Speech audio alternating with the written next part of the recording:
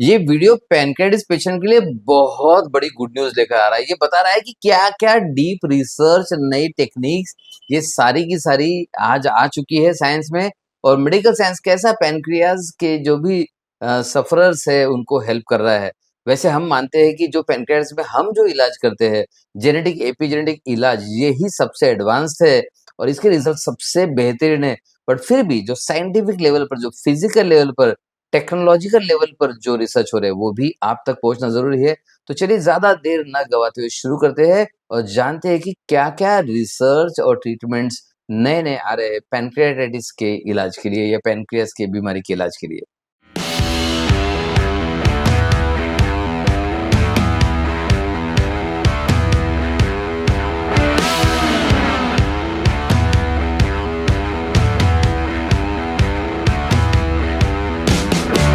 So point number one, देखिए सबसे जरूरी है जो अर्ली जो डायग्नोसिस के टेक्निक्स है, जो टूल्स आ रहे हैं, बायोमार्कर्स आ रहे हैं, इमेजिंग टेक्निक्स आ रहे हैं, दे आर एक्चुअली अमेजिंग। इससे हम बीमारी को जल्दी से पकड़ पा रहे हैं और बीमारी को अगर जल्दी पकड़ेंगे तो फिर इनका इलाज हम ज्यादा अच्छे से कर पाएंगे। So imaging techniques and biomarkers are going to be a revolution in early diagnosis.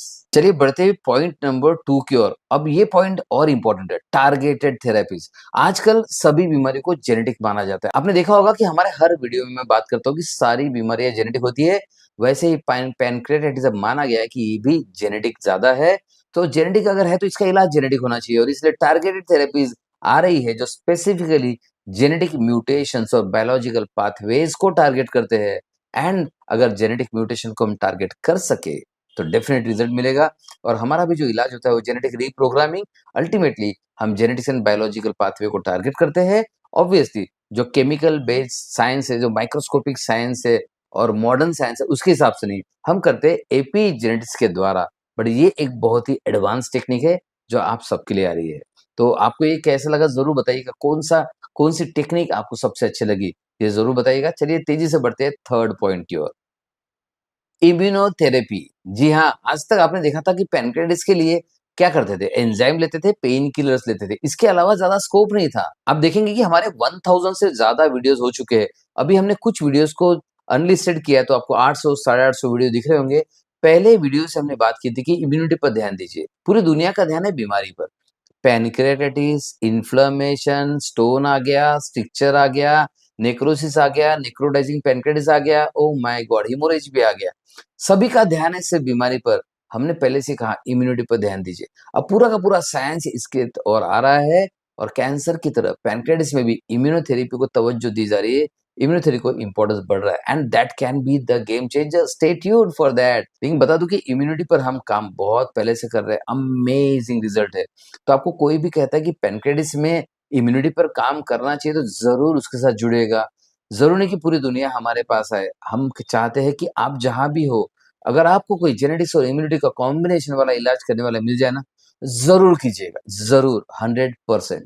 अब तेजी से बढ़ते फोर्थ पॉइंट यानी कि सर्जिकल एडवांसेस। अब आप देखें सर्जिकल्स में अलग अलग सर्जरीज आ रही है, रोबोट असिस्टेड सर्जरीज आ रही है, देन इमेजिंग टेक्निक्स के असिस्ट में सर्जरी की जाती है एंड देन फाइनल सर्जरी हो रही है। पहले पूरी ओपन सर्जरी होती थी, अभी उसे लेप्रोस्कोपिक सर्जरी में कन्वर्ट किया जा रहा है। Surgical advancements definitely are changing the face of pancreatic treatment and salute to whole of the modern science, whole of the allopathic science for bringing so many advancement। इतने सारे advancement लाए तो शायद ये पैनक्रेटिस के जो पेशेंट्स है आगे बहुत ज्यादा सिक्योर, सेफ और हेल्दी महसूस करेंगे। So thank you once again to all the researchers, all the scientist and all the doctors. अब नेक्स्ट पॉइंट की ओर बढ़ते हैं तेजी से, point number 5। And point number 5, precision medicine. देखिए आज तक जनरली एग्जाम्स और पेन किलर के अलावा किसी ने कुछ सोचा नहीं, लेकिन आप देख रहे हैं अभी एडवांस में प्रिसिशन मेडिसिन आ रहा है। प्रिसिशन मेडिसिन में वो और डीपर जाते हैं, ढूंढने की कोशिश करते हैं कि एग्जैक्टली क्या प्रॉब्लम है। मतलब अगर कैलकुलस है तो सिर्फ पैनक्रेटिस का एंटी इन्फ्लेमेटरी देने से ज्यादा वो स्टोन की और कैलकुलस की और डायरेक्टेड क्या किया जा सकता है इस पर भी ध्यान दिया जा रहा है, which is actually amazing. Then अगर किसी को स्ट्रिक्चर है, डिफरेंट स्ट्रिक्चर के लिए stent was the only medium, but अब कुछ लेजर्स डेवलप किए जा रहे हैं जो स्ट्रिक्चर्स में भी हेल्प करे। That is again pretty amazing. तो precision medicine is going to be the game changer. और इसी के साथ चलिए आगे बढ़ते हैं पॉइंट नंबर 6 की ओर। Point number 6 is drug development. देखिए पैनक्रियाज डायबिटीज भी पैदा करता है, पैनक्रियाटाइटिस भी पैदा करता है, पैनक्रियाज में ट्यूमर होता है, पैनक्रियाज में कैंसर होता है। यानी कि आप पैनक्रियाज एक ऑर्गन देख लेंगे तो बहुत सारी चीजें, बहुत सारी बीमारी देता है, बहुत सारी तकलीफ देता है ना। सो अब पैनक्रियाज के लिए अलग अलग ड्रग्स आ रहे हैं, डायबिटीज के अलग अलग ड्रग्स आ रहे हैं, इंसुलिन के रिप्लेसमेंट्स आ रहे हैं, उसी तरह से पैनक्रियाटाइटिस में एंटी इन्फ्लेमेटरी के भी रिप्लेसमेंट्स आ रहे हैं। एंड जो एंटी इन्फ्लेमेटरी हमें ओरली कंज्यूम करनी पड़ती थी, पेन किलर जो ओरली खानी पड़ती थी, आज सिर्फ एक पैच के रूप में अवेलेबल है, which is actually making the life comfortable. यहाँ मैं थोड़ा सा हमारा एडवांस हेल्थ वाला जेनेटिक इलाज वाला सेगमेंट ऐड करना चाहूंगा। देखिए, सिर्फ मेडिसिन के भरोसे पूरी लाइफ जीने का प्लान मत बनाइए। कोशिश कीजिए कि जेनेटिक, एपिजेनेटिक या कोई इम्यून बेस्ड थेरेपी मिल जाए जिससे बीमारी रिवर्स हो जाए। और मैं कहता हूँ ये रिवर्स हो सकती है।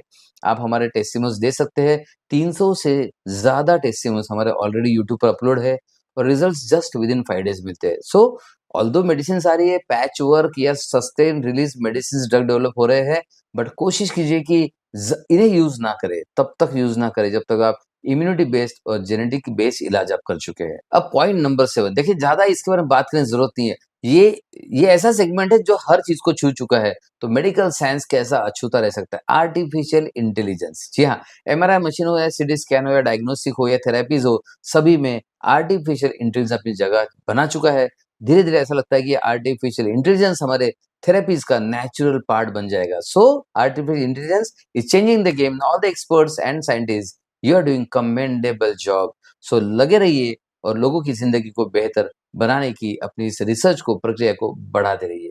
इस वीडियो में मैं आपको बताने वाला हूँ कि क्या लेटेस्ट एडवांसमेंट जो हेल्प कर रहा है और लेटेस्ट एडवांसमेंट कैसे आपकी लाइफ को कंफर्टेबल बनाने की कोशिश कर रहा है। लेकिन फिर से मैं बताना चाहूंगा, साथ ही साथ मैं कहीं पर जेनेटिक, एपिजेनेटिक और कुछ ऐसे इलाज बताऊंगा जो इस सीरीज में नहीं आएंगे, जो गूगल में नहीं मिलेंगे, लेकिन रिजल्ट देंगे। आपको पता चल जाएगा लॉजिकली क्यों रिजल्ट आते हैं। सो इस वीडियो को आखिर तक जरूर देखिएगा और इस वीडियो को देखते हुए आपको जो भी पॉइंट पसंद आए जरूर लिखिएगा। और हाँ, बता दूं, सबसे आखिरी पॉइंट सबसे जरूरी है।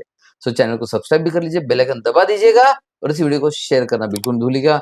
और सबसे जरूरी, आखिर तक जरूर बने रहिएगा। Next point is improved palliative care. देखिए, आज अब पता चल गया है कि क्रॉनिक डिसीज का रिजल्ट नहीं है, इलाज नहीं है। अब आप इलाज अगर नहीं है तो पैलिएटिव केयर पे भी ध्यान देना जरूरी है।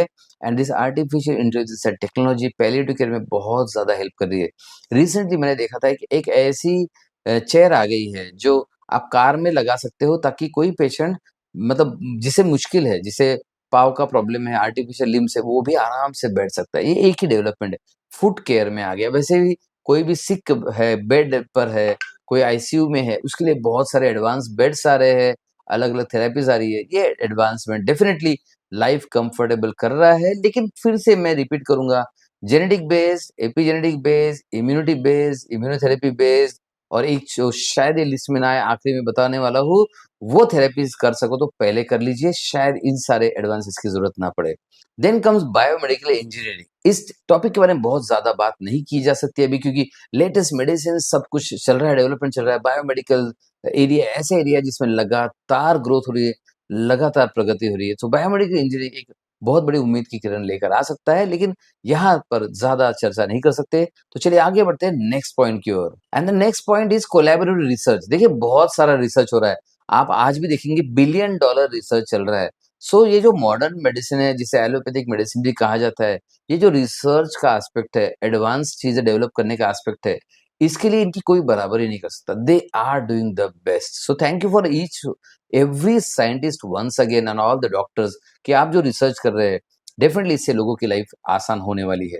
लेकिन चलिए तेजी से बढ़ते हैं आखिरी पॉइंट की ओर। ये मेरा सबसे फेवरेट पॉइंट है और ये मैंने पूरा रिसर्च कर लिया, कहीं नहीं मिला।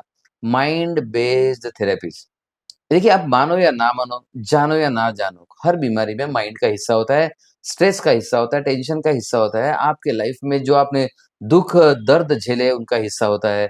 और ये सारा का सारा इन्फ्लेमेशन को मीडिएट करके इन्फ्लेमेटरी हार्मोन्स को स्टिमुलेट करता है और बीमारियों को बढ़ाता है। तो माइंड बेस्ड थेरेपी से इतना परहेज क्यों?